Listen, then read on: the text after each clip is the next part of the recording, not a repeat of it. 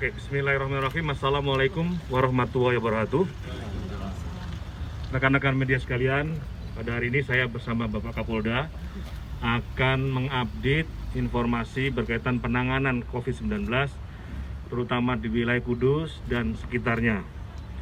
Pertama, di wilayah Kudus kita tetap melanjutkan apa yang sudah disampaikan rencana kontingensi Bapak Kapolda kemarin. Hari ini kita lanjutkan. Yang kedua, kita mencoba memperbaiki data. Kita akan gabungkan antara data yang sudah ada, baik itu TNI, Polri, maupun pemerintah daerah. Joko Tonggo, KKD, kita gabungkan sekaligus. Sehingga nanti dengan data ini kita akan fixkan berapa perkembangan yang positif, berapa perkembangan yang sembuh, berapa korban yang meninggal, ini bisa valid. Dari data ini kita coba perbaiki dari mulai bawah, dari PPKM skala mikro, manajemen puskesmas, rumah sakit, KKD, semua kita coba telusuri satu-satu dan kita perbaiki.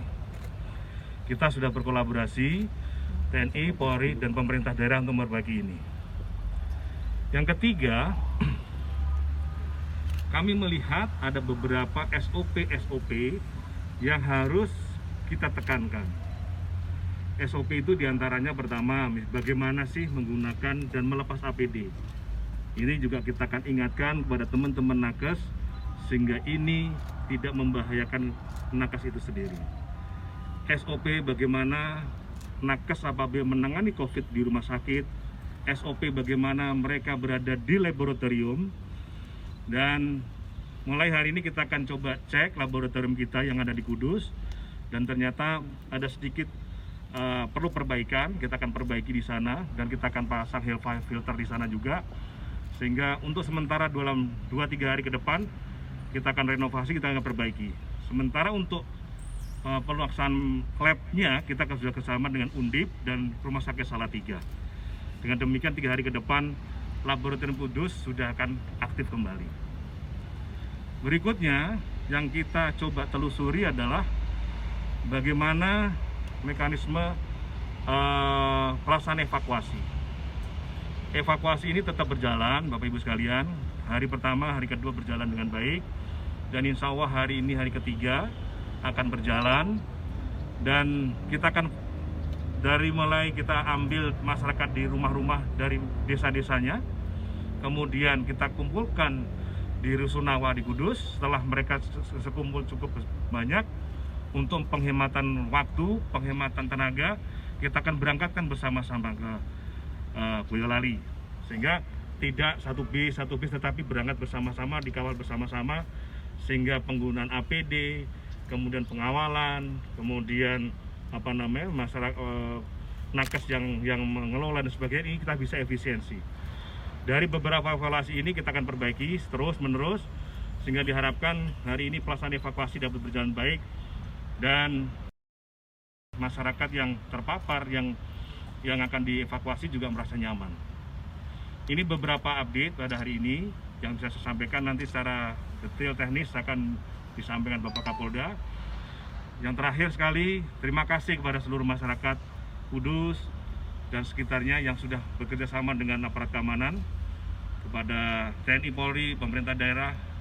Dan kami juga melaporkan bahwa setiap pagi kami berkonsultasi dengan pemerintah daerah Jepara, pemerintah daerah Demak, Grobogan, atau Purwodadi, Pati, Semarang, Salatiga.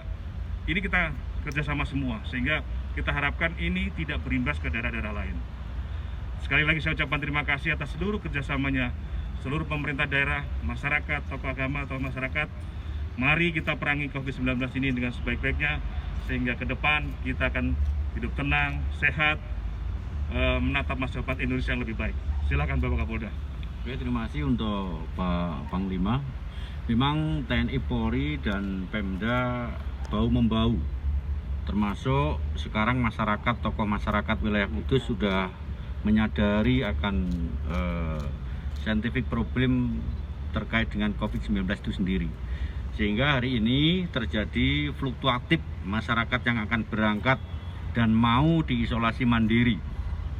Sehingga Polda dan Kodam menambah armada. Hari ini terhitung sudah hampir 32 kendaraan bus yang kita siapkan dari Kabupaten Pati untuk kita berangkatkan masyarakat kita di wilayah Kudus. Itu yang pertama. Kemudian yang kedua yang perlu kami sampaikan kepada rekan-rekan media, bahwa benar untuk wilayah kita akan kita berlakukan SOP penanganan manajemen kontingensi COVID-19. Dan ini nanti akan dijadikan role model manakala di wilayah kita terjadi adanya fluktuatif terkait dengan COVID-19, maka langkah Kudus ini menjadi pembelajaran bagi daerah lain untuk kita terapkan, sehingga manajemen ini akan berjalan dengan cara SOP atau manajemen penanganan COVID kontingensi yang telah kita terapkan. Dengan demikian, tidak ada jalan keluar bagi wilayah kita yang nanti tidak tersentuh oleh kerjasama antara TNI, Polri, dan Pemda. Jadi tidak ada jalan keluar kalau ini tidak bersatu. Contoh misalnya, posko di wilayah Kudus meskipun TNI, Polri sebagai sarana pendukung, mereka sudah mempunyai satu pos komando tersendiri. Baik itu nanti untuk media pers, kemudian pendataan, dan lain sebagainya.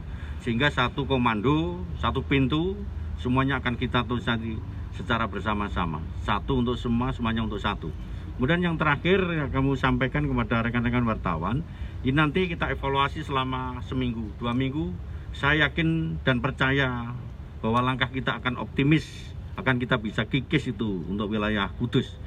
Kemudian untuk rekan-rekan wartawan, tolong kita beritakan dan ucapkan terima kasih bahwa kita akan memberitakan yang sifatnya mendidik kepada masyarakat, sehingga kita terbiasa dengan kehidupan baru yang kita lakukan dalam rangka prokes COVID-19.